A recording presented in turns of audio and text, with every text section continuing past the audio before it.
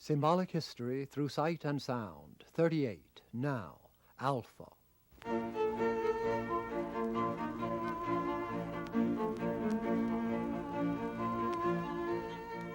Time has turned to a myth while I've thought to close symbolic history with a show called Now.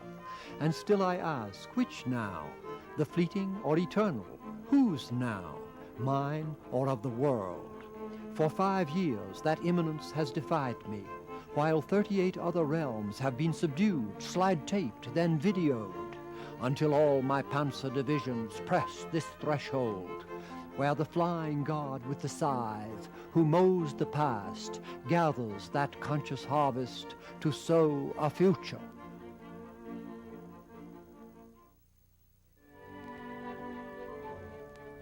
In 1985, I thought a single now could be shaped along with the 4 shows of this century, as if the modern rush would round to its own containment.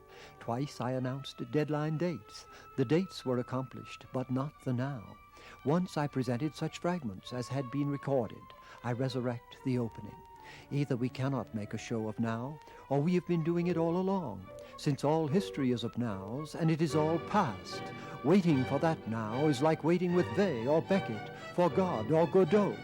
In what sense is the moon flight and landing of 1969, or Voyager's 89 scan of Triton, satellite of Neptune, more with us than the age of revolution or the birth of Christ, though all exist in consciousness, where the oldest may mean most, we the living can have lived through some and not through others. So there is a relative now of our own experience, cresting, like Victor Hugo's life wave, toward an absolute now. Shakespeare's prophetic soul of the wide world dreaming on things to come. Surely that soul, like ours, is a working presence where past and future merge and are remade.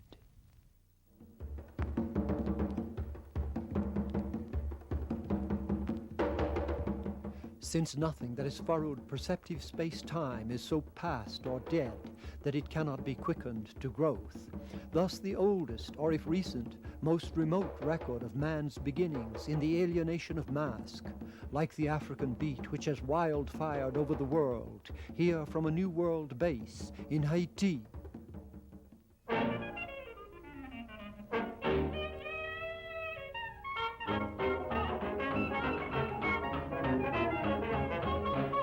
could open through Picasso to this sophistic clay of the Munich 1920s.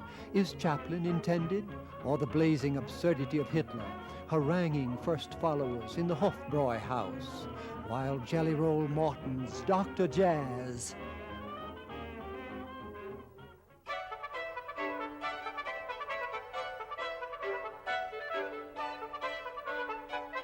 took Art Stravinsky by storm? From Rhodesian mask to mask return, history brings jungle voodoo to the soul crisis of mechanized man. Though the now is more brain involuted than any simple cut can imply.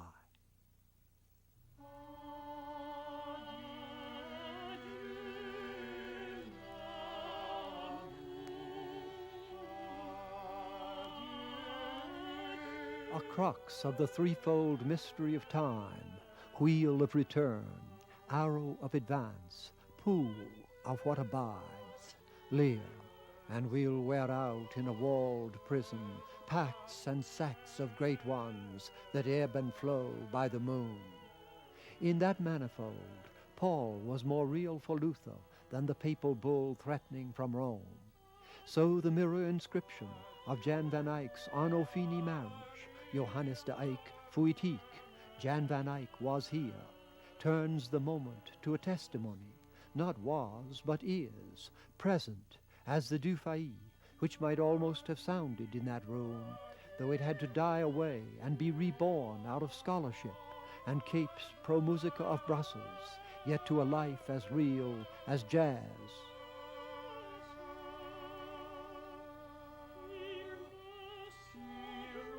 What longing of the modern soul, tender as Hellenistic nostalgia, attested by the art of Friends and Buchanan Crosby's myth of Procrus. Marcia Simpson's The Place has pushed the vieille poignance of Dufay to recorded admiration.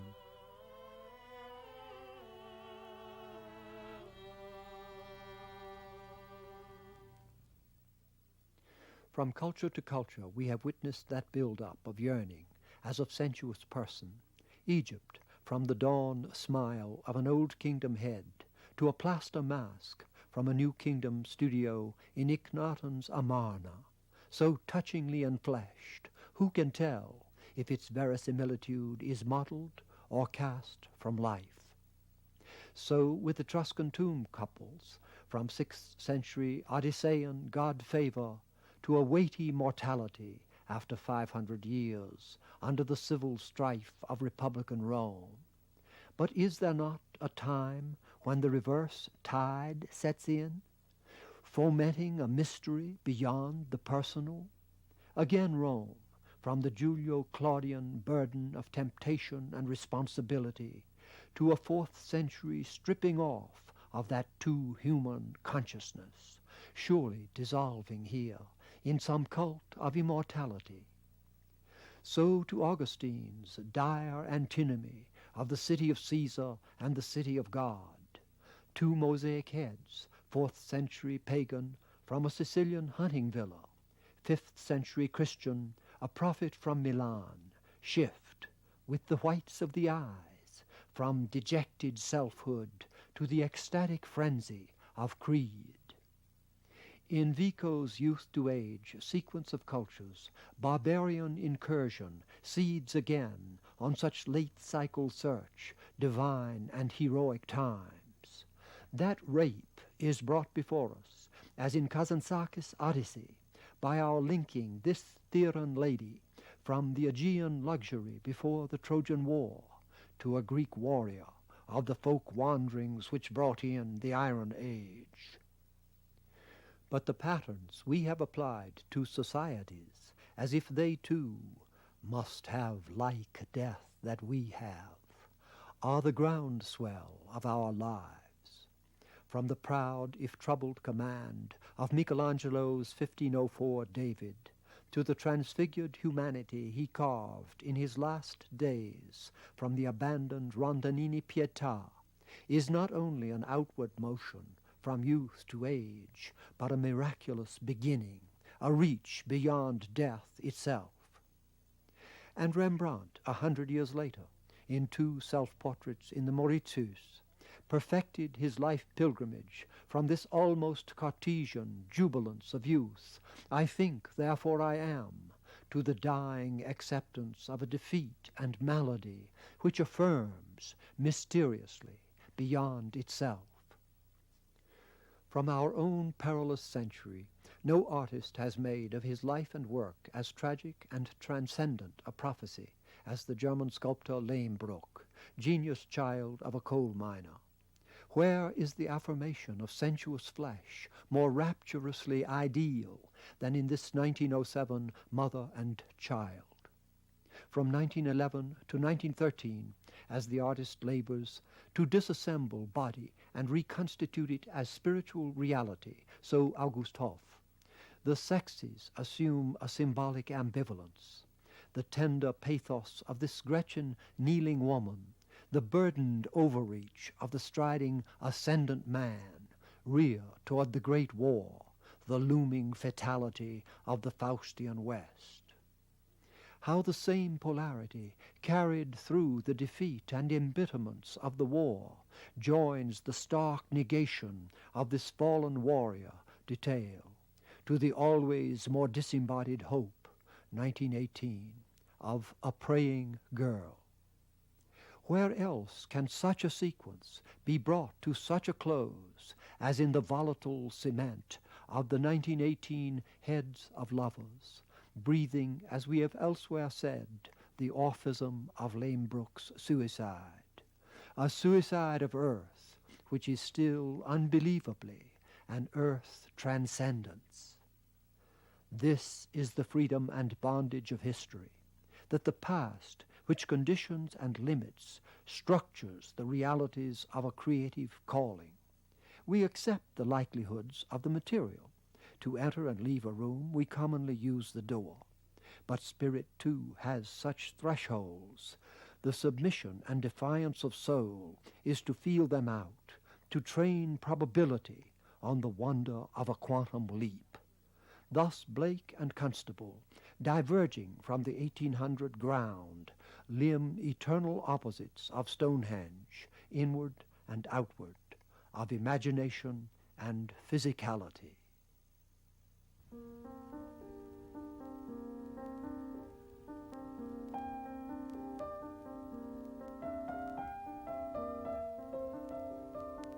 Redon's Anemone, Windflower, Soulflower, opens as to Debussy's Reverie or de Nerval's Verse Doré, and like a nascent eye covered by its lids, a pure spirit grows beneath the skin of stones. But here, after 1975, among Santa Fe friends, how radical the estrangement of art has become. Gardner Jenks composing like a secret Scriabin in Tsuki.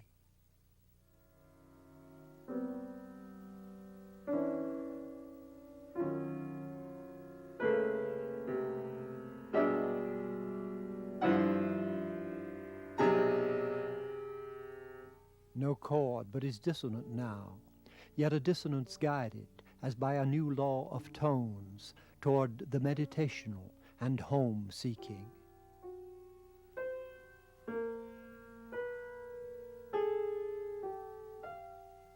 This picture by Phoebe Douglas of the Douglas clan, reader of Dante and Middle English, Zen pilgrim, writer of haiku, a diabetic, she was put on oral insulin, suffered a stroke, partial paralysis, the loss of most of her speech, as caught as a jellyfish in a wave breaking up the strand. Yet through that barrier she found a Sumi way, her opus one, where shapes abstract a password of search and entrance.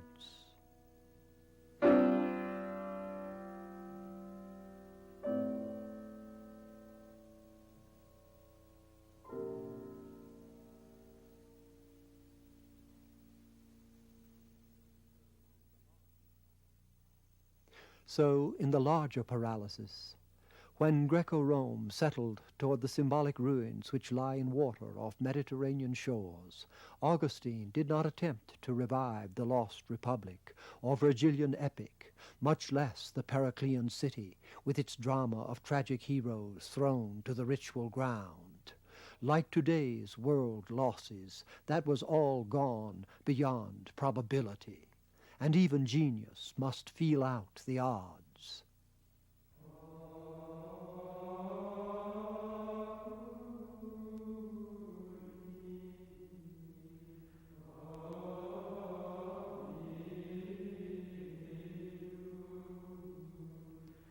Augustine took the gradient of the church of faith reared on the pagan fall, yet in that submission he created revelational history, the city of God, with spiritual autobiography, the confessions, clue to the inwardness of a civilization unborn. How many have felt our now imperative the same? The Gregorian we hear was recovered under that cyclical supposition by the monks of Solesmes Abbey, where the Christ search came to focus, the Easter of my 1938 visit, in the mystical intensity of Simone Weil. Fall on your knees with love, as if this were indeed the place where truth existed. I obeyed. Yet how far into self-denial and humility the Byzantine creator and redeemer had fallen. After the absolute life fullness of this 5th century Riace warrior, a mortal surely, but with the presence of a Greek god. Such the reality General Marshall claimed for Thucydides during the last great war, more contemporary than the daily news from the battlefields of Europe. The antinomy has racked the West from Christ to now.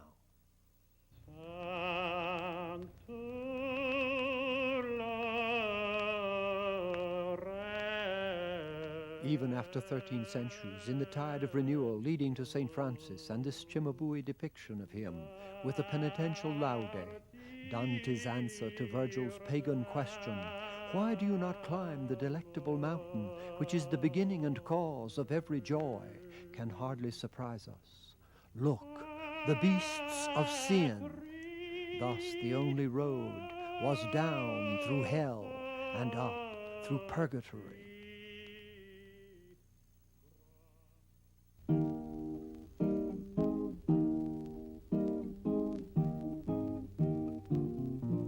So viewed, the Renaissance seems in part a Greek recovery, yet clouded and complex, a displaced air contending for perilous powers, as in a portrait by Michelangelo's pupil, Del Piombo, with a Milan Pavane.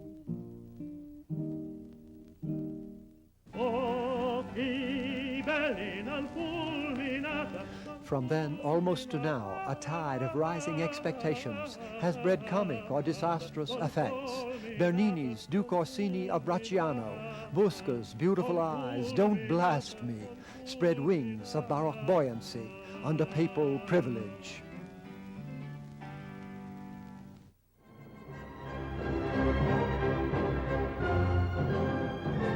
By 1811, in Beethoven's Egmont or Thorvaldsen's Self, the world is swept from the old limits and enclosures on a revolutionary wave, culminant proclamation of human will as a phenomenon of hope. Hegel, man as man is free. It is the freedom of spirit which constitutes its essence. Small wonder, Greek sculpture was imitated.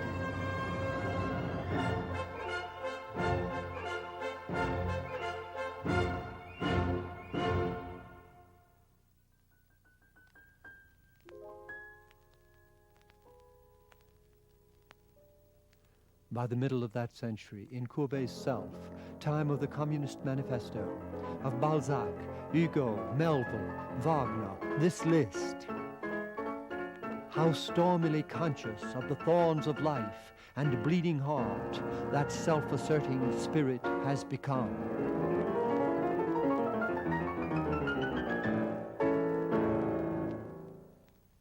Since Baudelaire's poems, since Flaubert's 1860 letter, the brutalization of what was called the external world, though perhaps it was within, had broken as on late Rome in recurrent waves. Reactions came equal and opposite, just when the Fauves and even Picasso rocketed into euphoria.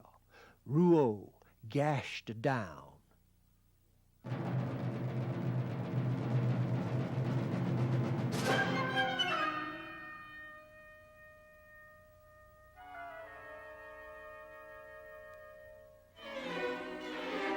Rouault's couple of 1905, like early Joyce, like the mocking of Petrushka, strips bourgeois and romantic sentiment to Eliot's lonely men in shirt sleeves leaning out of windows, the burnt-out ends of smoky days.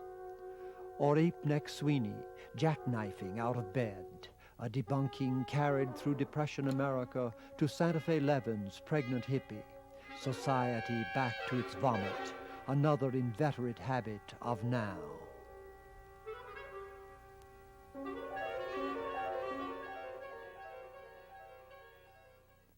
Has art, which we call creative, no power to make history, but only to exhibit symptoms? In that case, Rouault displayed two.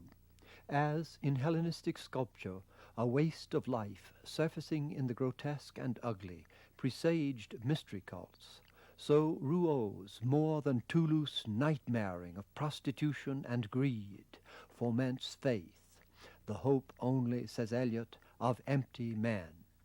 So the soul search Flaubert predicted from romantic pain. We shall see a return of world sickness.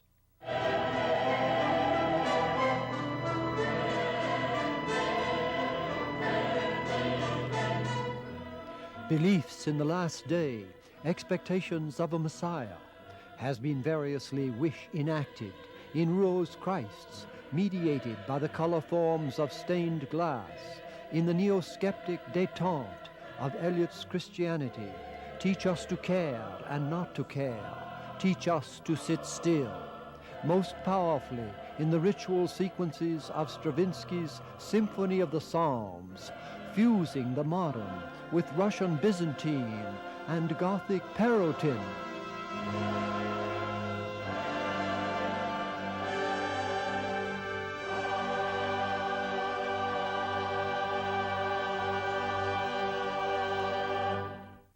The first polarity of my 1930s youth was between that cyclical Christ and the socialist vision, more moving in the letters of Sacco and Vanzetti than in Ben Shahn's lean satire on that maltrial and execution.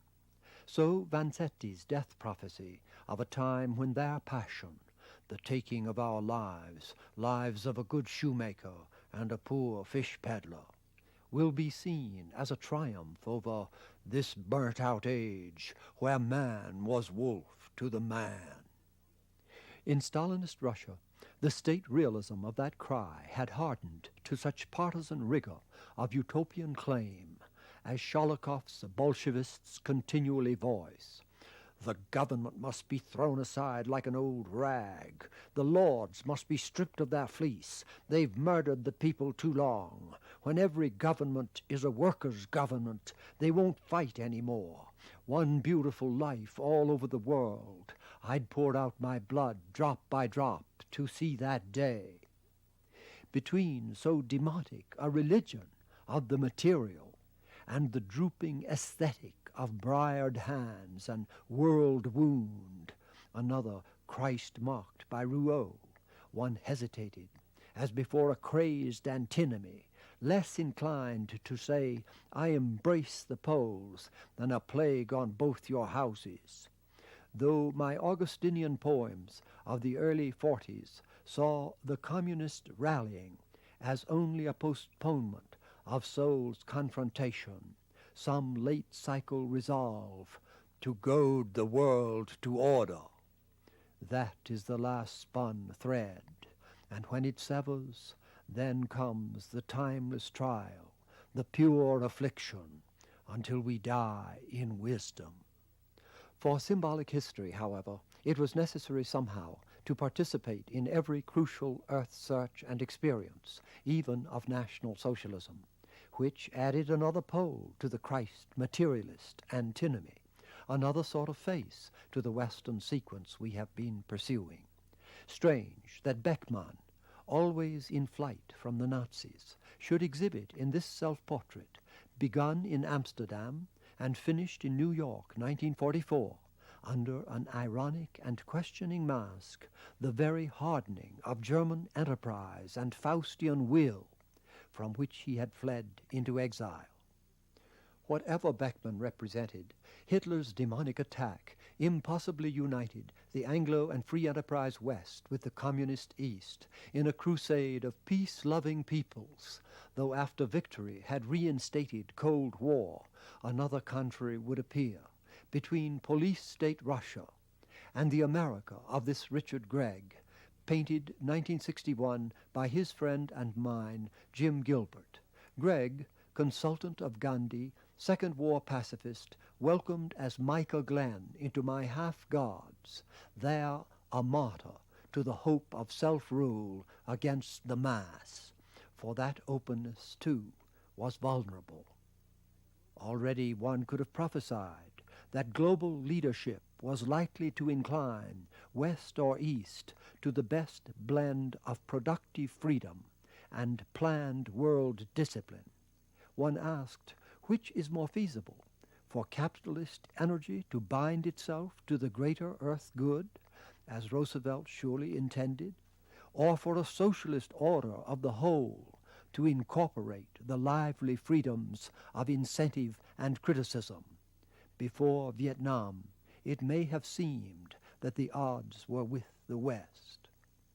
But what of our post-war euphorias, from boom to hippie bust, all media chain reactions of my atomic age, tough-minded Ben Shahn, American Hebrew Lithuanian, lured from social satire to this romantic 1947 spring, as if free enterprise could mount the partisan wave, voicing the poetic raptures of Dylan Thomas.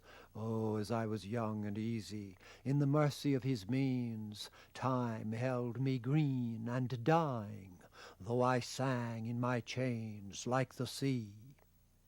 But time was running out on that squandering of resources to turn Earth into an exploding star, for which the wildest art symbol is Christo's earth alterations, the latest and most astonishing for fish off Florida, being the more than 7,000 square meters of pink plastic promoted under the rapture of "Let 1,000 islands bloom, a garden in the sea."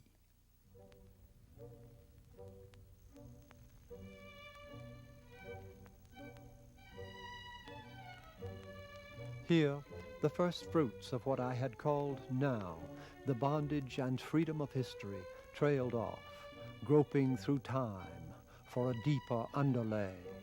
Not the ticking clockwork, but the cosmic tree, rooted as far back as memory and evidence go, reaching up through an abiding present toward the promise of things to come.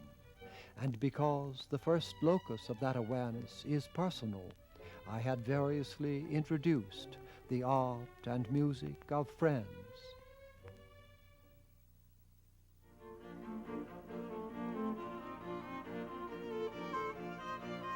But had I escaped from my opening, either we cannot make a show of now, or we have been doing it all along.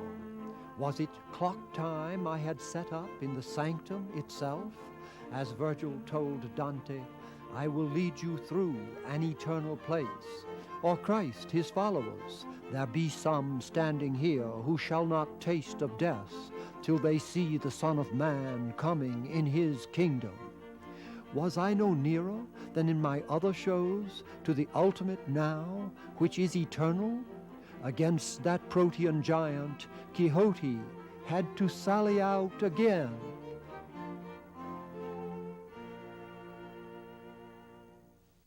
O Ewigkeit, du Donnerwort, eternity, you thunder word.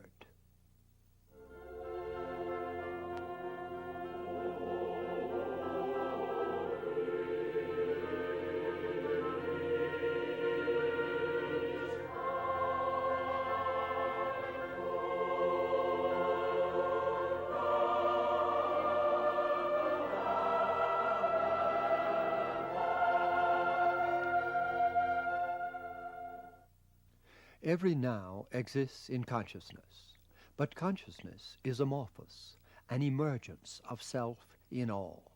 Walt Whitman's separate person, swirled with solids and liquids, roots, quadrupeds, birds.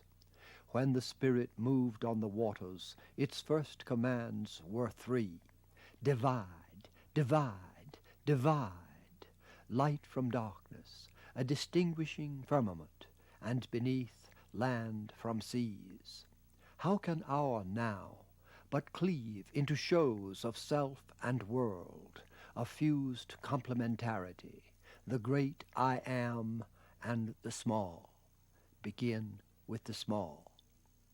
I was born in 1916, when the explosion of modernity seared Earth's soul with the tanks and machine guns, shells and gas of trench warfare. I reached creative awareness as the totalitarian takeovers, Mussolini's, Huey Long's, Stalin's, swelled to Hitler's. Such the context of my 1936 Atlantic crossing in Delta Return. I set my face to the wind, satanic compact. In that Europe, a Wagnerian screamed for thousands. Like a somnambulist, I go the way God has chosen. Clouds to the hunger of storm. I came home to the consequent agony of all that, thus from the half-gods of a 1945 newsreel. Smoky Yanks turned a flamethrower on an embankment. Japs ran out burning. One veered toward the camera, collapsed in a pile 10 yards away. To moans from the audience came the announcer's spruce words. "The little yellow bellies are getting their medicine." Next day, the long and secretly expected bomb fell on Hiroshima. The genie was out of the bottle. The war was at an end. How far from such world explosion, the Huck Finn River of my boyhood haunts, the side and stern wheelers still plying the oxbow bends. And at dusk, from a floating log, I have seen them go flickering down and down, bright bearers of cotton, into those mirrored glooms. Though in the time of my grandparents, that South, and North too, had pioneered precursive war, in which the Southern grandfather had fought, the Northern one, who would come down the river later, seems to have battled only if challenged with his fists. We see him, the old photographer, who would die before I was born, in mystical conversation with himself. He had practiced his art before the Civil War in the Ohio Basin with an earlier family. When that broke up, he worked, after the war, with a portable studio up and down the Mississippi, until in a Kentucky River town he won that child beauty, come with a rose for her portrait, as Fra Lippo Lippi finished his novitiate model with the picture, took her down to Greenville, and set up house and studio. The elemental polarity that flexes my now had an inverse origin in that family. The gentle old photographer becomes the yielding mystery of air and water, his wife the hardness and drive of rock and fire. How could a son, my father, but love more the impractical dreamer with his musing smile and art, love but not imitate, his life ambitions formed by the mother's demonic will? Two photographs from his teens through his 20s take him from the art ideal of the father, his college hopes of being a scholar, thinker, writer, to the mother's pragmatic claim, lawyer, politician, called home by family debt to an ultimately luckless race for power. Now his elements are earth and fire. He searches the state, country, even abroad, and chooses sylph and ondine memory of a dreaming father, my nature mystic mother, costly for him, but for the protagonist of the married land, just the disposition of male and female romantic theory called for. Let a snapshot of me from the summer of 1947, when I was showing symbolic history at Black Mountain College, with a 1935-6 portrait of my brother before he went to Sewanee, knit up the argument of generative dipoles. What speaks here is not simply the androgynous blend, but the subtle order of the blending, from which another contrariety arises. In me, both natures are affirmed, the father force embraced in the mother's transcendental quiet. In my brother, most creatively brilliant of us, her tender sensibility rides and repudiates the father's troubled quest. Here is the house that father's ambition built for a wife who did not require such outwardness. On the banks of what was once Rattlesnake Bayou, it confronts river and slough with the facade of Greece. So I issued from the womb to the antinomies of Delta return. In this night land and by the rising waters we plant homes, kindle fire, and praise in song the death and void of love's return.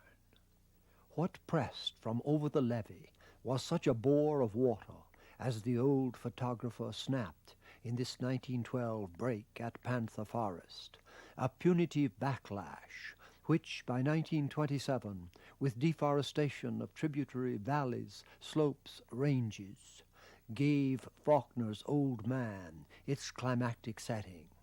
Climax, too, of a boy's earth wonder. The whole delta, from where the hills recede below Memphis to where they bend back at Vicksburg, and eastward to the Yazoo, a crescent 150 miles long by 60 deep, 1.5 million acres, with Greenville at its center, gone to swirling water. Did heart and mind take sides? Delta returned. God of brown water and sun, you spawned these blacks, brood of your deeper wild, singing its songs, sign of your savage bounty on the land. I slipped to the prow, where the river voiced its life in roaring mouths. Sometimes apocalypse seems the only road to join the Avenger, pour this human form out in the blind occult, world and nature, storm. Could even the tragic Greeks hold their templed headlands without sacrificing below to the Furies in Python caves? Such the pantheist celebration of Rubens' night nature, such the core of an organic physics I drew from entropic paradox in Iowa, those March thunderstorms of 1944. I walked into the woods and climbed a great oak, clouds boiling above, batteries of lightning bursting around, sat with my shoulder to the twisting trunk and pondered the astonishing world. When I came home, I wrote, all matter, systems, worlds, and living things express the need of energy to buttress against its own decay. In this sense, cosmic history is a heightening and unfolding of the perceptive ambivalence of energy, that its activity is the fall by which it dies, its life in time a transcendence, using and used by the destructive urge. That house of mine, trying to uphold through world storm, and on such a floodplain, our always threatened heritage, as of Greece and Rome, lodged in Christianity and revived through Renaissance to the European plateau of thought, art, and vision, law, conduct, humor, the cultural polyphony I am fated to bring together and celebrate in these shows. Palladio, with the voice overlappings of Gibbon's Ah, Dear Heart, sung almost 60 years ago by the London madrigalists, though with more sensitivity than any recording since.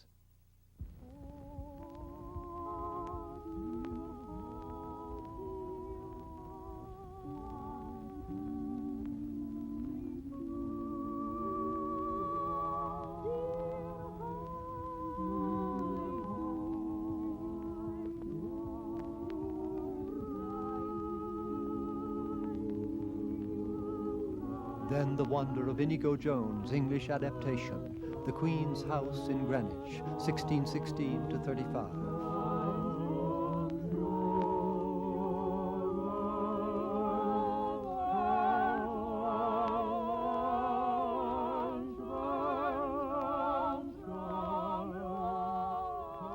With its south-facing loggia,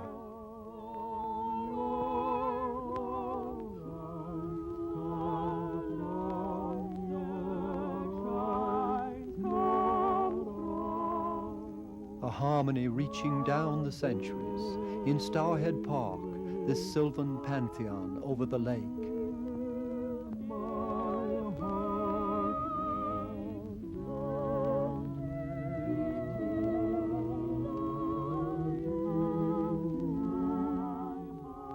Or, for an interior, the Marble Hall of Holcombe. How that classical resolve assumes, as it nears our time, the retrospection of a lost cause.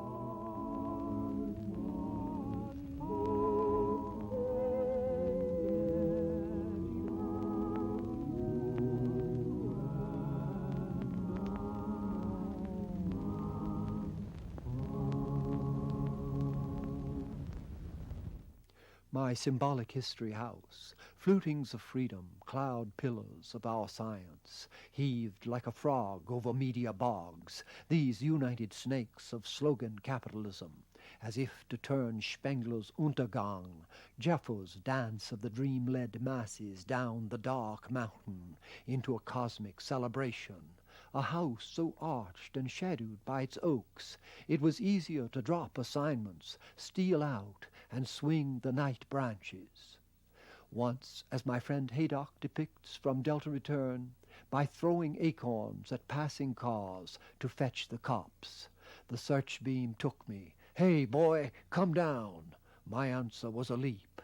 Beneath the moon I swung the tree's great circle and dropped to the ground. Curious, this lighted aerial clasps a twig fit to support a grasshopper, where the dark alter ego, shadowed but on no surface, grips a solid limb. Child of Revolt is the title, and yet that book constructs on the delta floodplain a poetic triangle of 3 times 5 to the 5th power. Inside the house, our library, about the size of this showy room in the Brighton Royal Pavilion, but nobler, our space lined all around with books in glass-faced mahogany cases, those limited editions of authors American, English, Continental, with translations from Greece and Rome, Burton's Arabia, a sprinkling from as far as India, China, Japan.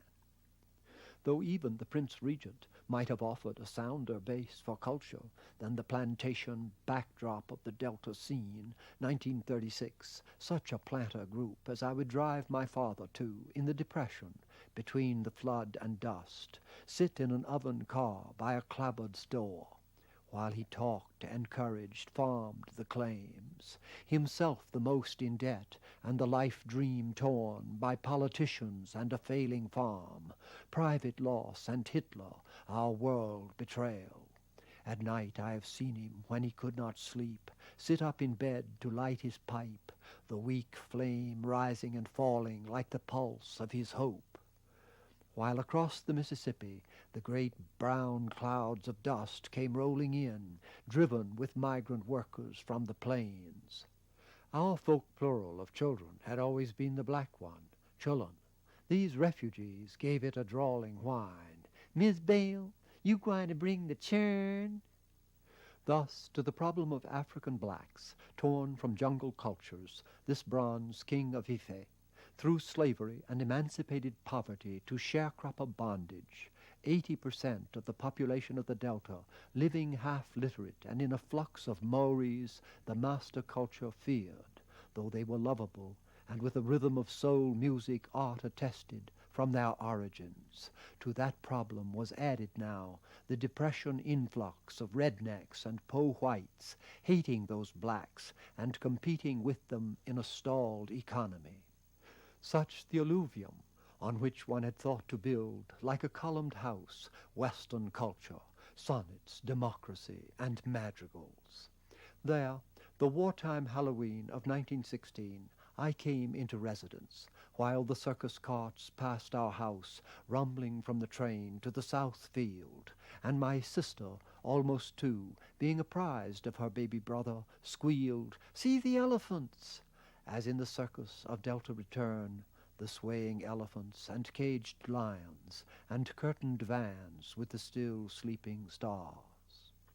Here is my cheerful state, perhaps a year and a half after. My first memory cannot be from much later, since, as in the picture, I can just, by propping myself on my arms and shoulders, lean over and stare, it is late at night, into the flushed toilet of my mother's bathroom. The experience is not at all scatological, but cosmic. What I see is a foaming vortex, clue to a book of knowledge quest of tornadoes, whirlpools, spiral nebulae. Surely it was the wonder of science which so imprinted my consciousness. Leonardo, the sea at Piombino, all foaming water. That 20-volume book of knowledge worked my first hypnosis by image and by word. Its illustrations from astronomy, geology, evolution, physics fired the reading of my earliest years. Could an heir to war and violence be unmoved by this double page of earthquake and volcano?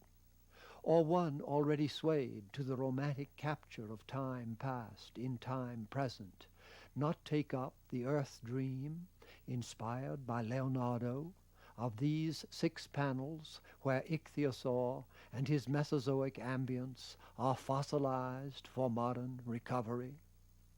I hardly felt the reality of stories until the river and cave exploits of Tom Sawyer and Huck Finn gave my own such hankerings deeper than life imperative. And when I came to art, how could my thought not translate Homer's northern watercolor of a boatman to a mythic convergence of Mark Twain's Missouri and my own delta sculling on our Oxbow Lakes, Washington, Lee, and Bolivar? Next, my 2.5-inch refractor, through years of book-guided sky search, affirmed my organic existence and containment in a form-building cosmos of galaxies, suns, worlds in space, revelational backdrop for a planet run amok. Also from that reading I grappled, before 1933, with the complementarity of light as particle and wave, a creative antinomy central to my thought, action, being, spring, of that Odyssean many-mindedness our now requires of us for global sailing, as between Charybdis and Scylla. Of course, we went to the movies Saturday afternoons, though not even the horror films Dracula and Frankenstein took me like the river, earth, and sky. Had I been a painter, I would hardly have shown the paramount, as Hopper did, magically commonplace, nor with Walker Percy, who joined my school and grade in junior high, have named my first book The Moviegoer, though between his certification and those repetitions by which a segment of lapsed time can be savored of itself, Walker, like Proust, fragments of existence removed outside the realm of time, has hypnotized duration as I would hypnotize the now.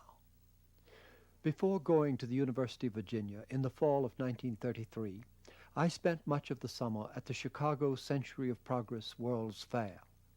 For a Greenville dealer, I would drive old cars up and new ones back, staying between times a week or so at the Y for 50 cents a night.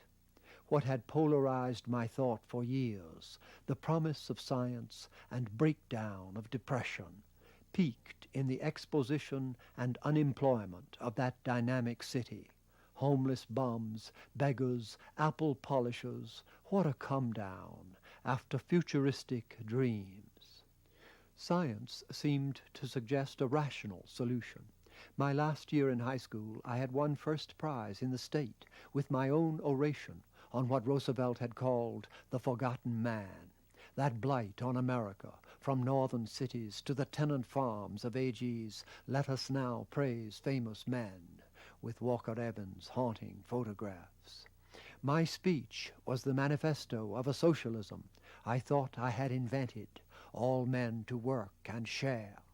But the apocalyptic rhetoric of its close, those eagles of freedom stormed down in the world and intestine broils of a lost democracy, pointed, like the storm forces of the science I loved, rather to a tragic outcome.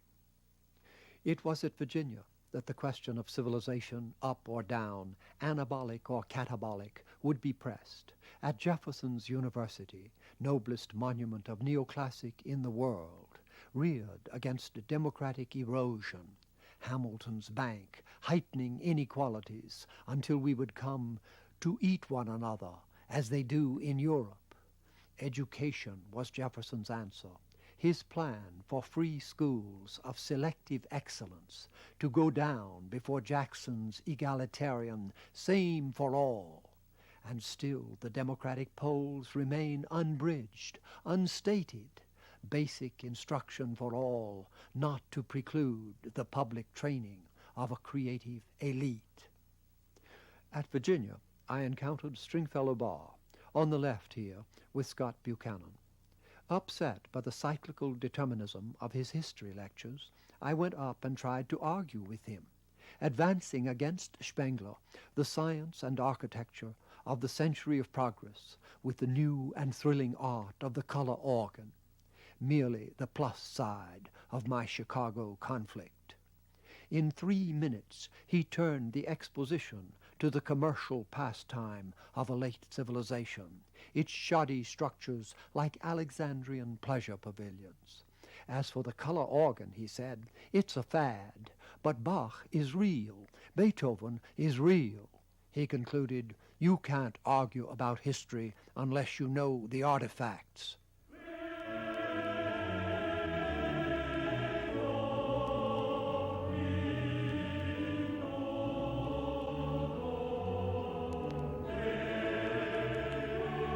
So I had to know them.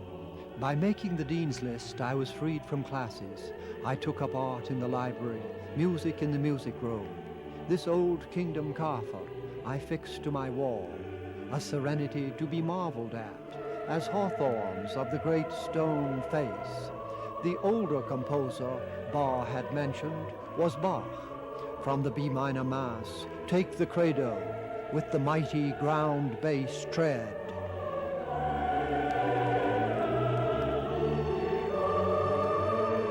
Pose Bach's question, does modernity offer such transpersonal individuation within the wholeness of common faith?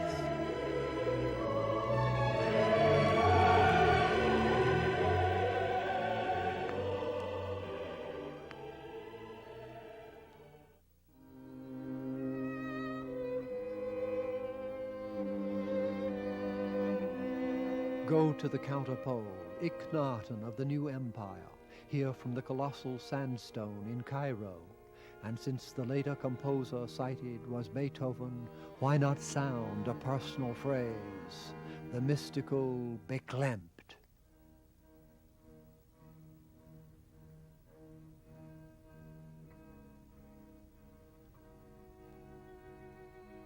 Anguished.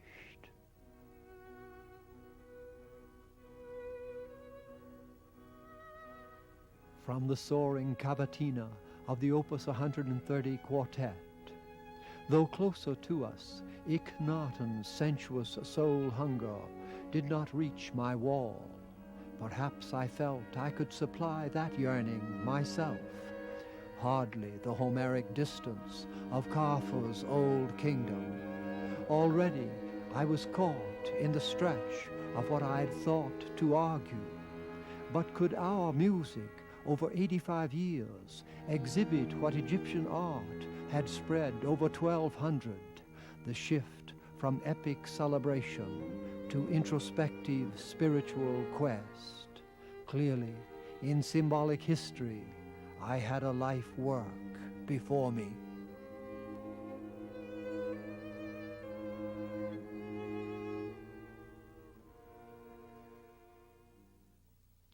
And now, by luck, I won a scholarship to Oxford, changed fields from physics to English, and spent my vacations on the art-rich continent.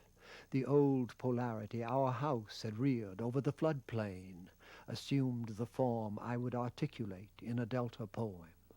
Domes and spires of Oxford through the cloud, taking an aureole light in the meadowed land. Or upland wheat fields of Bavaria, clean stands of fir on the mountain snows, or down those mountains south to the heart's best home, nest of the migrant wings, the Tuscan town, and singing towers of the western dawn. But that poem ends with the periodic Delta return. As I come back that evening, stood alone over this landing on the levee's crown. West the wide river, Venus and the moon, and east 3 lighted blocks in the delta's dark. I felt the strangeness of being localized, by an accident of birth to be held and hold, this poor spot of earth on the turbulent flood, a center always of the wheeling stars. For my brother had killed himself, and I had come to pass the summer with my parents. Again Delta return. At your death I was abroad. I crossed the ocean to a sad home. A grief unhoused, as from beyond the tomb, settled upon me. Here one of his last watercolors, a feminine yet phallic soul freed, like a bird from the hand. Against it I risk the almost opposite symbol I then drew and colored, bound to life, as inscribed from King Lear, bound on a wheel of fire, tears like molten lead. That fall, Oxford claimed me with new force.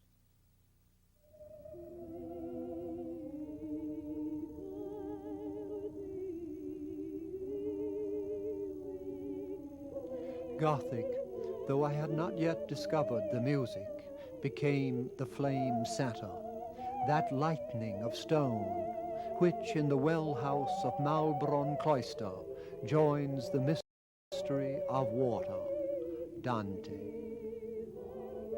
And I saw light in the form of a river of fire between two shores, painted with spring's miraculous colors.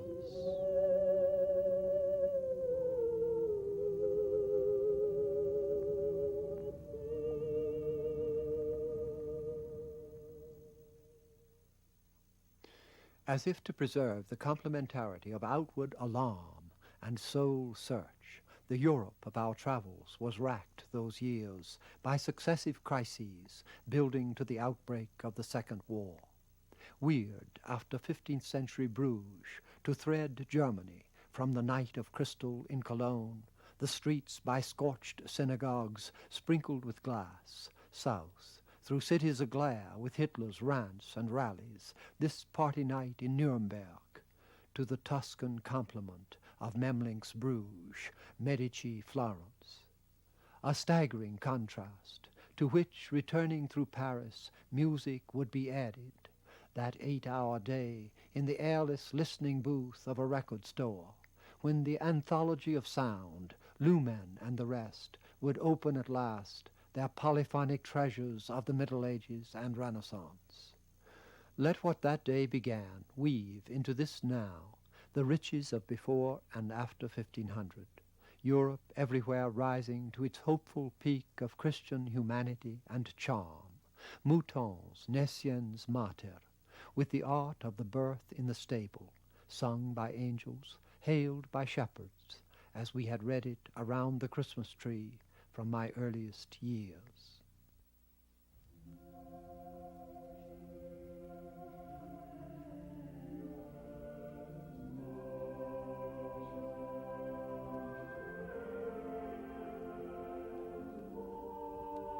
And Mary brought forth her firstborn son, and wrapped him in swaddling clothes, and laid him in a manger, because there was no room for them in the inn.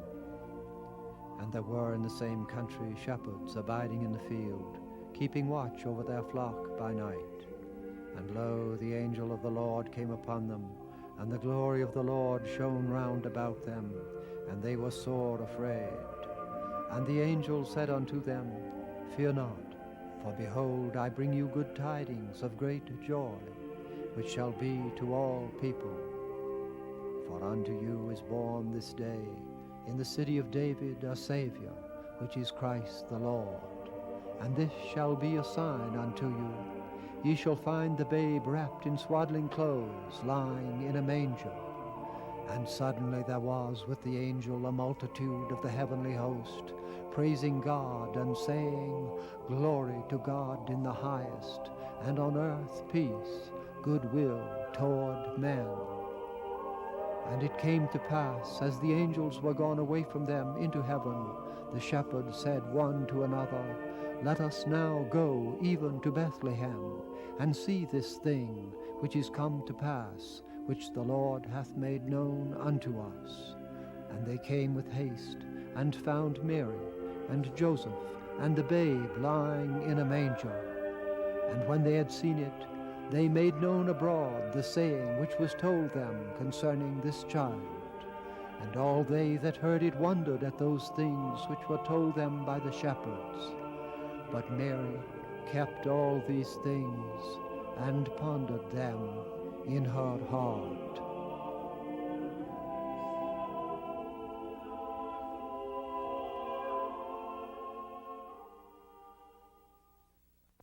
The other face of this early cycle espousal was a first repudiation of the romantic I was rooted in, as if we must practice such a stripping as from ripe Minoan and Aegean to primitive Greek.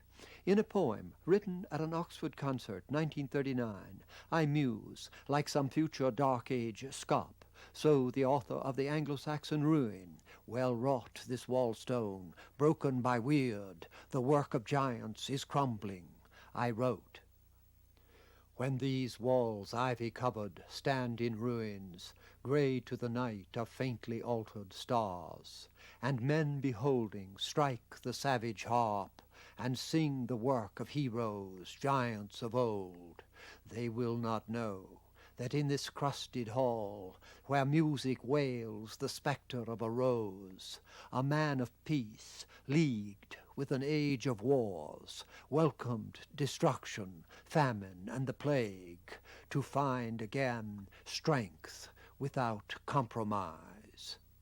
As if cultures could go on forever, with Trojan wars and barbarian renewals, though our own war and the ecology crisis have spelled out what we might have foreseen, that now the globe is at stake, world melt or melt down. So even during the war, and in a place no more scenic than Iowa, the spring of 1943 called me from Augustinian wisdom to a celebration of nature, not simply a romantic return. What sustains this patterned evening is the organizing physics of entropic up against down. Image of the world mirrored to all time, clouds, winds, and waves of light, senselessly beautiful, moved by the force that moves, borne down the stream, flung from the high to low, seeking repose, and birds, bearers of life, that sing and soar, fired with a godlike will, breasters of the wind, beating bold wings up a torrent sky, feeding the sweet blaze of eternal desire. Princeton would have seemed a motion back to the closures of East, from Emerson to Hawthorne, with sin and psychosis. Thus, in Savoldo's 1530 Temptation, St. Anthony, headed for that nature Renaissance has opened, turns in terror back to a Bosch pursuing nightmare. As I wrote on a conference of atomic scientists, still mad Prometheans, or broken drudges working death's weapons, irrelevant what cause, so all props prove at last abortive, built of the crumbling tough. Such the departmental gab and hollowness, smart erosion of honesty and courage, from which I did well to be fired, leaving the old life behind me. Or was escape an illusion? Had not Turner been driven a century and a half before from the calm irradiation of an early oil sketch along the Thames to the apocalyptic expressionism of this late Death on a Pale Horse? The polarities had been dangerously entangled since Blake's Marriage of Heaven and Hell, or as he would say, since the creation, which was the fall. Yet it was from Princeton that I received the great Europeans, great Germans, one might say, but they were Jews. Erich Kahler, wisest of them really, humanitarian, philosopher, historian, whom I described in his Festschrift, pacing the room, pulling his hair, talking of transcendence, while insights opened and spread around me like realms of light, for there is no one else that can talk like Erich Kahler. And for an American power, the closest of my students, Galway Kinnell, here clubbed by police at the Selma March, wakes in the arms of a black Madonna. How death crowds in his love poems. I touch your face, I move my hand over slopes, falls, lumps of sight. What the old Goya, more than a century before, sought in the form of a nude, her lights drawn by water dropped on blackened ivory, a cheekbone, a curved piece of brow, a pale eyelid float in the dark, and now I make out an eye, dark, wormed with far-off, unaccountable lights. Like Kokoschka's 1914 Tempest Love for Alma Mahler, and now the day, raft that breaks up, comes on. I think of a few bones floating on a river at night, the starlight blowing in place on the water, the river leaning like a wave toward the emptiness. Yet all of these, heirs to Isolde's Liebestod, affirm whatever brings us to this brunt. Even Miro, in his 1938 self-portrait, as he melts into shapes of earth and sky, Quenelle, how many nights have I lain in terror, O Creator Spirit, maker of night and day, only to walk out the next morning over the frozen world, hearing under the creaking of snow faint, peaceful breaths, snake, bear, earthworm, ant, and above me a wild crow crying, yaw, yaw, yaw, from a branch nothing cried from ever in my life. So I came back to the Chicago of my youth to teach in Hutchins University, where anti-fascist exile Giuseppe Antonio Borghese loomed large. He had written in 3 languages a poem of his life, Easter Sunday, 1945.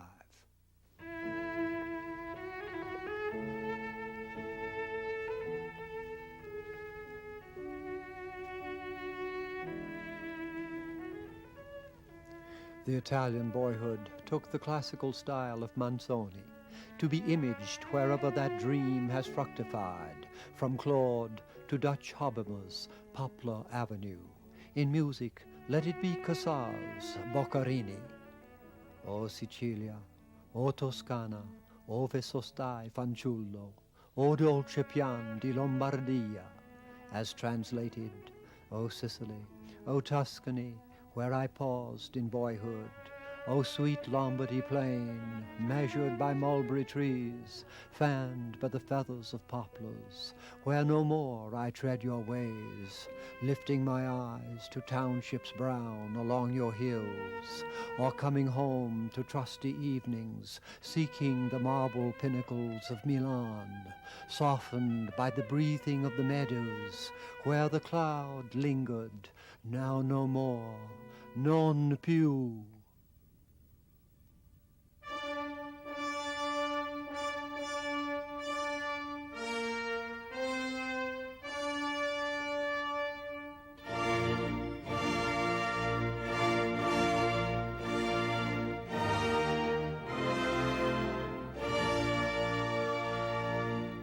Dich nicht, Deutschland, Erde meiner zweiten Frühe. The German student wanderings take the language of Goethe and Hölderlin, here with Schumann, Karus, Richter, Blechen. Germany, land of my second prime, where clear streams rushed through the fragrant darkness of the night, the slowly yielding woodland night, and flowers, geraniums, from balconies at morning, laughed like 1,000 girls, but I went lonely, wandered from ridge to ridge, climbing bell towers of immemorial red, listened to music enclosed in depths, and with my loving eyes held that strange beauty, now no more, die fremde Schöne mit verliebtem Auge fasste, nicht mehr, o Tenebrae, O Akeldame.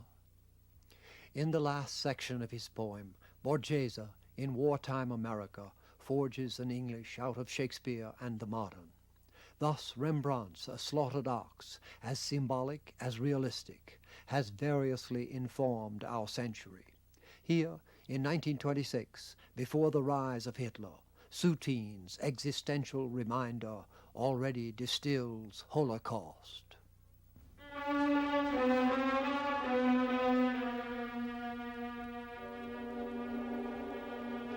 By Chagall's 1947 ox lapping its own blood, Holocaust was real. But the alarm of the night town, the celestial warning voice, weave a crucifixion magic around Nazi Europe and the trial of the Jews. And in Chagall's Falling Angel, variously painted from 1923 to 1947, as in the elegy from Bartók's Concerto for Orchestra, or the close of Borgese's Easter poem, disaster, flames, affirmation. You passers-by who stop and wonder what I in uncommuning sounds lament, it is as if I had left home at noon and looked homeward before sundown. I see the barns aflame, the house a rump, the trees writhing in desperate embraces. Death with claws of strangling smoke grips ground and air. The silence is one shriek, one chasm the paths. So let me step westward. My shadow is long. In unmediated transcendence, that striding shadow is cast exactly by the burning world past. My shadow is long.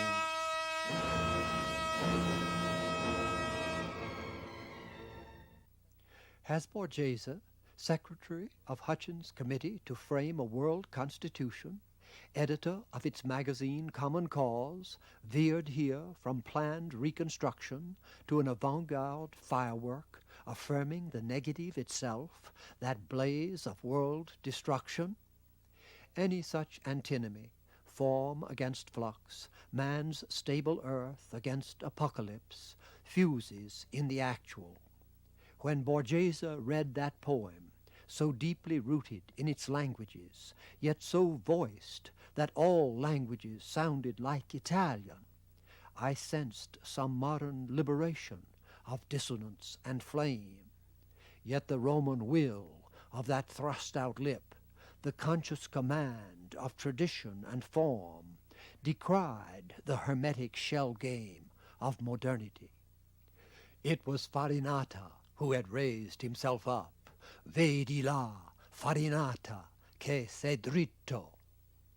Remembering my summer with the embattled Irish at Black Mountain, where Albers and his followers were pursuing what would become this homage to the square, I wrote, "The modern abstract has been the expression of man reduced from humanity to function or confronted with that reduction, of nature desiccated out of organic interplay to symbolic paradigm. It abandoned space-time for the boom of the Marabar caves. In opposition to this, the new organic reaffirms the meaningful concordances of spirit and matter, of world and man." An affirmation for which Jim Gilbert, teaching at Chicago with me, became my art example, as in his Prairie and City Nudes, though he deplored historical programs.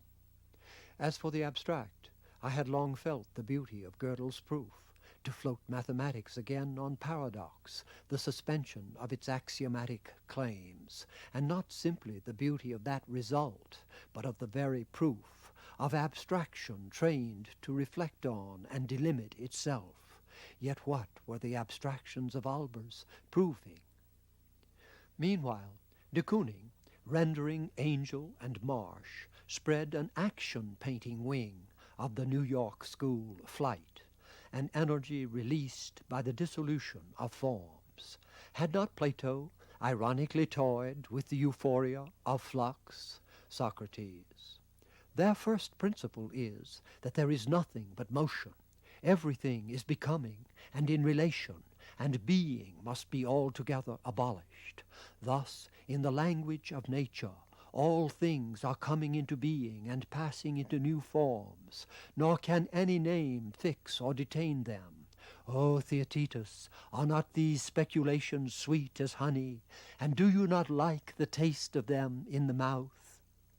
With such modern excitement, I too had risked, from my youth, a dialectic of paradox, though my aim was to enlarge reason, as Socrates did by sophistic contradiction. And there I found myself by the windy shore of the century of progress fair, breasting Whitman's oceanic amplitude and rush of these great cities, I teaching with humanities and history art appreciation, especially of the modern. From our leaded Tudor panes we could look across to Wright's Roby House, or visit with friends the one he built for his cousin near Libertyville, to take the thrill of those spaces. to affirm again the daring of the West, the present wonder of the world. In the glow of German Goethe, Schelling, and the music of Beethoven, to span the global reach of Adlai's speeches, the Marshall Plan recovery of Europe, what seemed the geniality of British socialism, the advancing American pursuit of rights, to plant that leaven of hope, though in the stubborn dough of Cold War, Korea, cyclical history, the Greek tragedy and Thucydides I was teaching, such was the crucible of Di Retro al Sol, affirmation of tragic America, its title from Dante, Ulysses, to sail beyond the sunset, that paean to the mad flight, il folle volo, that took him under. The sea closed over us as it pleased another. On that peak and defile, our freedom aimed at Vietnam, our boom at ecology crisis, my art class was responding to the new architecture, as Georgia O'Keeffe had in her New York phase, the explosion of materials, the phenomenal expansion of powers, as from the 1860s wrought iron reading room of the National Library in Paris to Nervi's post-war palace of work, here being built in Turin. I was tracing from the 19th century the interplay within a continuing polarity, a straight-lined functionality, as of Bauhaus, rooted far back in the Scott Mackintosh, Hofmann in Vienna, here the skeletal steel of Chicago's Sullivan and Adler. At the other extreme, the fancy of organic growth, sprung like Jack's beanstalk, though not overnight, Gaudi's 300-foot stone towers of the Barcelona Church of the Sacred Family, begun in 1891 and still to be completed. So to Frank Lloyd Wright's synthesis and transcendence of the poles, here, in what he was then designing, this Philadelphia synagogue, defying, as it were, all deaths by war and Holocaust, one of which Dylan Thomas had refused to mourn. Never until the mankind-making, bird, beast, and flower-fathering and all-humbling darkness tells with silence the last light breaking, and the still hour is come of the sea tumbling in harness, and I must enter again the round Zion of the water bead, and the synagogue of the ear of corn, shall I let pray the shadow of a sound, or sow my salt seed in the least valley of sackcloth to mourn the majesty and burning of the child's death. So the fall of 1951 brings me to my own poem, Beyond the Sunset, with Beethoven and a whole horizon of art.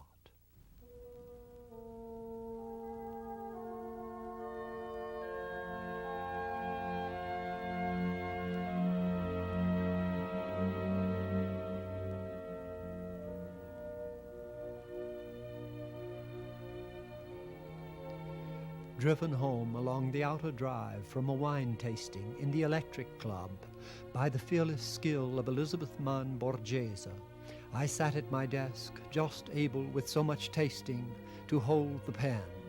But this is what I scrawled. Over the gulf and soaring of the city, we came at dusk to the roof garden rail. Darkness flowed in the streets. The sheer beauty of towered steel rose in the violet air, bands and heights of light under the sky's plumes.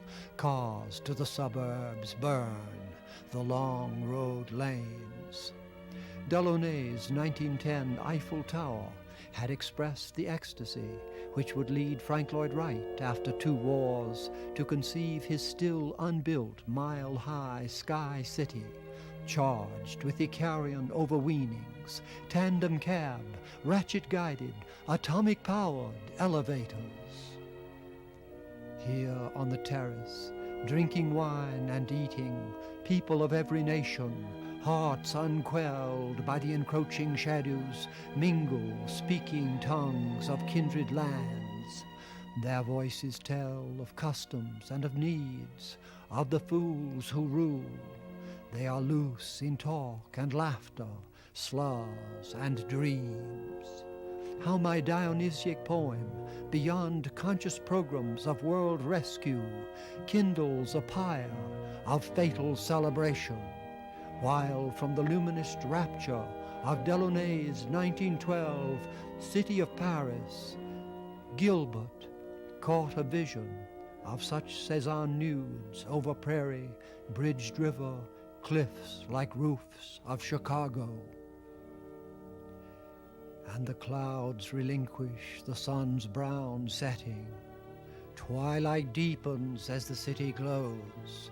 Out of the past of another world evening, spirit has suffered, a great voice looms. It is Pericles, with Athens at the bourne of her adventurous sailing into ruin. We are the school of Hellas. Wonder unending of after ages will be ours. We have made sea and land the highway of our daring. If now, obedient to the general law, we invite decay, the greatness we have known will be some break of beauty in that gloom. Mies van der Rohe, already raising his towers of steel and glass in America. These words echo in the mind, from dark flashing along the grey shore and the wash of waves, towers and cars streaming, up vibrant air reaching, cones of light catch at the destined plains, the roar west and east. Here in the hum of mingled voices, careless freedom sings. And we too have lived the dayspring and daring, which all time will remember. We have seen over the earth foreclosure of our wasting, still the incredible brightening of the dream. Now promise is almost presence under the dome of night, stirred with light and the rush of wings. Since the poem is elegiac, I have let it speak, though its pathos was the flaw of the vision. Adler's rhetoric had no escape from bastion enterprise with the hot careers of Cold War. So a sequel would attend a later visit, a conversation with a mannequin in a shop window. Chicago, 20 years after. The city always taller over the shore. The sirens of its promise heavier. I almost caught in the dream rush as before. Ask the mannequin, whose mythic hair slogans a costly tweed, was the western star we pledged with life, tinsel as you are? Smiles lewd, smiles last.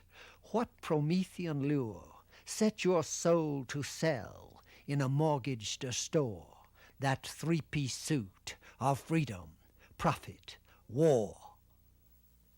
Meanwhile, the poems of westward flight, songs for a new America, were hardly done when I took the bus south, such a polarity as X against Y, to visit my mother in that delta of water, night, and void. The last return was to the cemetery and my father's grave. There, past the trees and plantings, cars take the speedway for the river bridge. And say, like Herodotus Libyans, we come to sleep for divination on our fathers' tombs. How can their ghosts but point us on and on, over poisoned fields, up a strand of steel, where a space bridge arches a river star-coiled? Such the graveyard close of Delta return. Therefore this dark of the water-spilled grey moon, and oaks by the river over the watered plain, and moon-grey sky, and sky's legend of stars, are the ebb and flow where we go up and down the swirls of Delta night, space, place, haunt, home. Break off. Quixote's second venture to probe the small now for the now of consciousness has come round also to a time plot, in this case personal. How far from the cosmic cycles, tiger, water, wind, and fire of the Aztec sunstone? Where is the Sipapu opening from self to world, the apocalypse opening from world to all? On the cast of a last hope, I take up the five-chambered heart, poems of love, lust, earth, waste, soul. Focusing on those of the fifth state, soul, I set three to images, and why not music?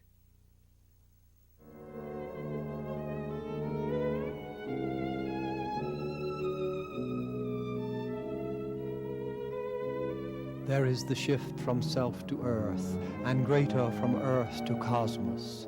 I once experienced it in a dream, to be treated thereafter in fiction and poetry, in the half-gods, under the rubric, the metamorphosis of the cave.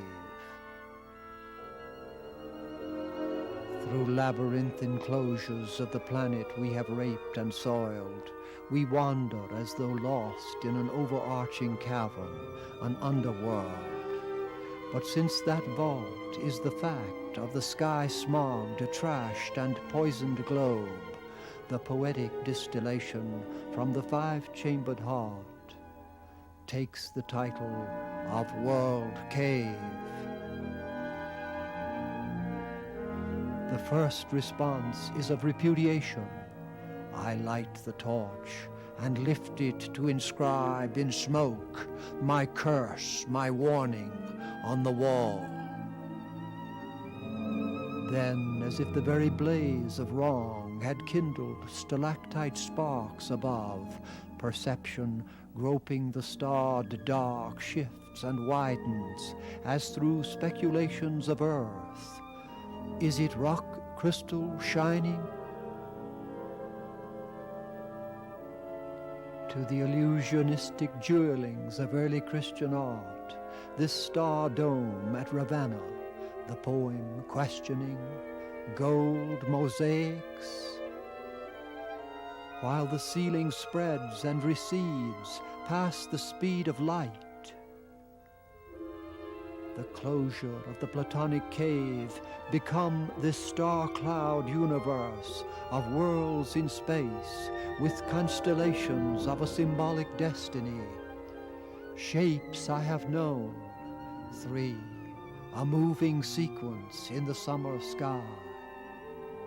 As of pain, celebration, transcendence, cross, lyre, crown.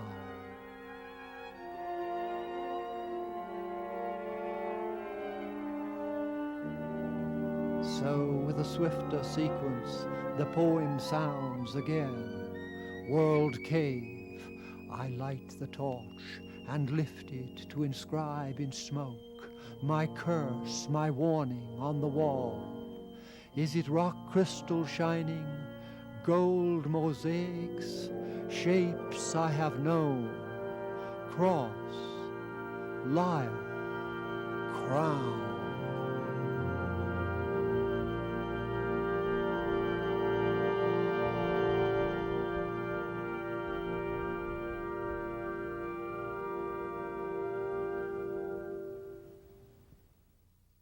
The next poem is called Speculum Mundi, Mirror or Image of the World. It came to me in age, as I watched another sunset, aware that for Greek philosophy, seeing is a kind of mating, where masculine light, form or eidos, image or speculum, begets in receptive organs the things of sight, and imagining that I, body's hatching place of sense, might soon, by a dissolving return, become the light itself, I took up nature's love-death praise in a distillate of mirrored words, for which the music can only be Beethovens Heilige Dankgesang in der liddischen Tonart.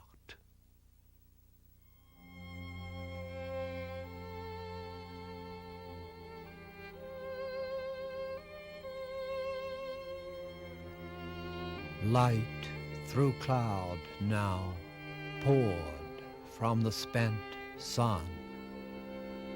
Receiver I to the childing of your touch. I who next will be the very light, poured down cloud for the receiving eye. Great either way, sight, cloud, and sun, you into me with the same spending touch, as I then into you with child by my light.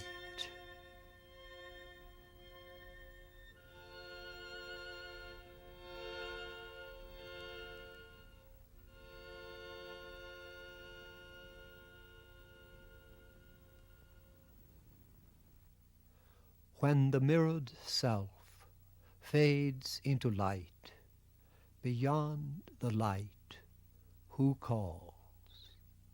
I am nothing but one with the one that makes the nothing all. Remembering my grandfather's photomontage of himself in circular array, I had thought to close this alpha search with mirror reflections of myself, fading into light with the poem you have just heard. But that was not the original poem. It had waked me from sleep, deep in the night, when an old Princeton friend, as I would learn, had died. And the fading there was into star-strewn space. The poem, a ballad stanza, broken up and spread over 8 lines, is too short for any music but its own. Gnomic. The night each plows a furrow of death in the field of stars. Who calls? I am nothing but one with the one that makes the nothing